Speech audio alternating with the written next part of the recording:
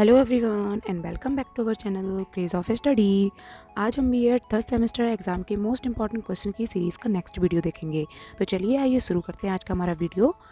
पहला प्रश्न है, विद्यालय के शैक्षिक प्रशासन में मानवीय संबंधों का उल्लेख कीजिए। इसका उत्तर है, विद्यालय में मुख्य रूप से 3 प्रशासनिक स्तर होते हैं। पहला है प्रशासक प्रधानाचार्य, दूसरा है शिक्षक, तीसरा है छात्र। इनके आपसी संबंधों से 3 संबंध बनते हैं। पहला है प्रशासक छात्र संबंध, दूसरा है प्रशासक शिक्षक संबंध, तीसरा है प्रशासक समुदाय संबंध।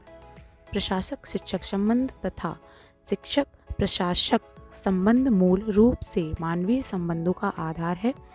शिक्षक प्रशासक के आपसी संबंधों का प्रभाव पूरे विद्यालय में देखा जा सकता है। प्रशासन को अच्छा संबंध बनाना चाहिए जिससे कि संगठन का विकास हो। एप्पल मेयो ने स्पष्ट किया है कि मनुष्य मशीन नहीं है। व्यक्ति तभी अच्छा कार्य करता है जब उनके कार्यों को मान्यता प्राप्त होती है।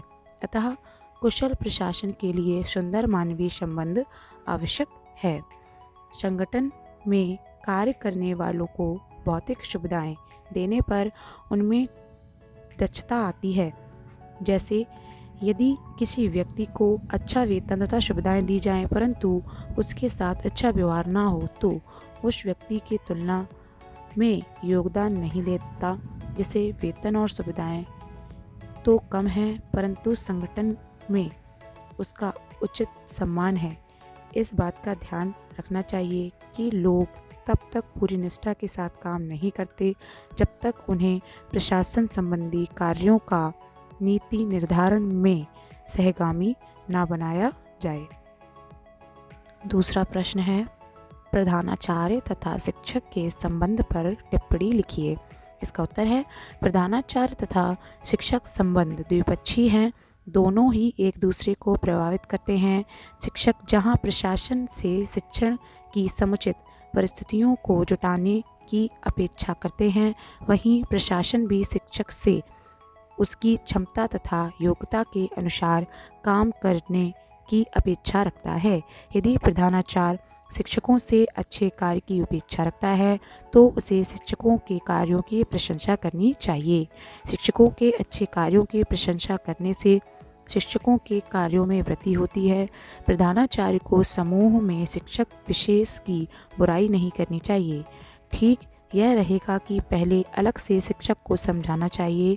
अध्यापक तथा प्राचार्य प्रशासक के आपसी संबंधों के विकास के संबंध में क्रिस्टोफर ने प्राचार्य के लिए 10 सूत्र बताए हैं।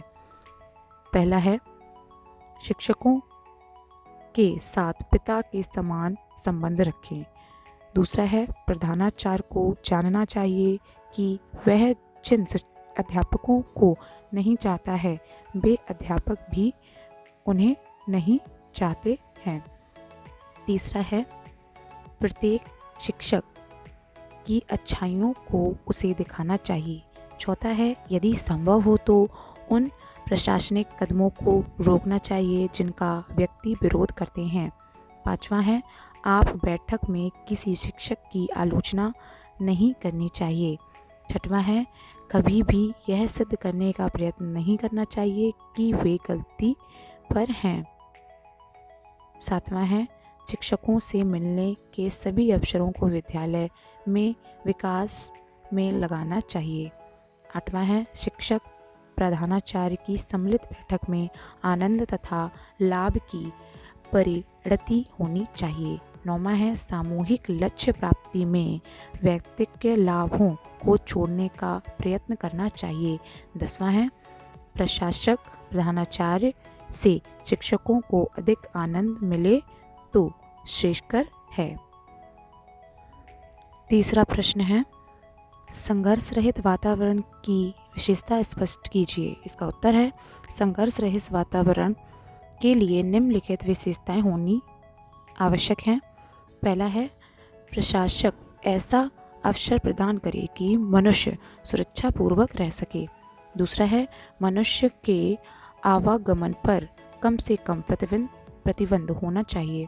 तीसरा है विकसित संस्कृति में सभी यही चाहते हैं कि उनका विकास बौद्धिक रूप से हो।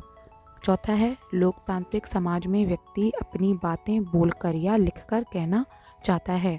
पांचवा है मनुष्य सामाजिक स्तरों में निम्न स्तर से ऊपर जाना चाहता है। छठवा है मनुष्य को यह विश्वास हो जाए कि जहाँ कार्य कर रहा है उसका विकास निजी विकास से अधिक महत्व का है। सातवां है मनुष्य अपने उच्च अधिकारियों के व्यवहार में एक रूपता तथा स्थायित्व देखना चाहता है। आठवां है मनुष्य साहसी व्यक्तियों को पसंद करते हैं।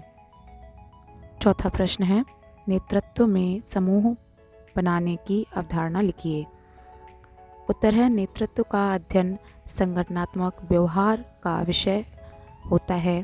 संगठनात्मक व्यवहार में व्यक्तियों के व्यवहार का समूह स्तर पर अध्ययन किया जाता है।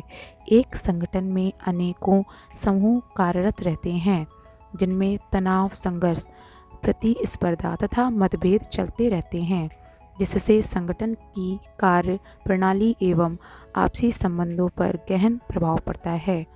इसके द्वारा छोटे समूहों के संबंधों की गतिशीलता को बेहतर रूप से समझा जा सकता है तथा समूह के कार्य करने की पद्धति, संप्रेषण, नेतृत्व, प्रभाव आदि के संबंध में यथार्थ ज्ञान प्राप्त किया जा सकता है। नेतृत्व शब्द के पीछे समूह का होना अंतर्निहित होता है। जब हम नेतृत्व की बात करते हैं तो इस बात का तात्पर्य होता है कि किसी न किसी संगठनात्मक समूह का नेतृत्व किया जाना। नेतृत्वकर्ता का यह प्रथम प्रयास होता है कि वह अपने समूह या संगठन में एकजुटता बनाए रखे।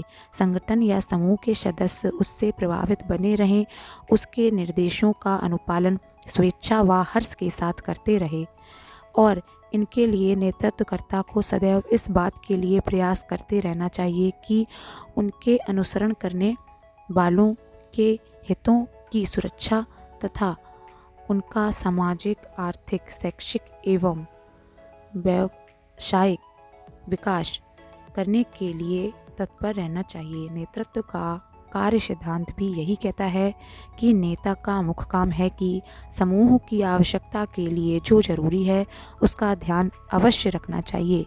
वही नेतृत्व सफल माना जाता है जो अपने समूह की प्रभावशीलता व एकता के लिए सदैव कार्य किया हो तथा समूह के सदस्य अपने नेता के प्रति सम्मान व विश्वास रखते हो। Thank you for watching this video. B Ed third semester के मोस्ट इंपॉर्टेंट क्वेश्चंस की सीरीज को देखने के लिए हमारे चैनल को सब्सक्राइब करें और बेल आइकन ज़रूर प्रेस कर दें ताकि हमारे आने वाले वीडियो के नोटिफिकेशन आप तक पहुंच जाएं। Thank you.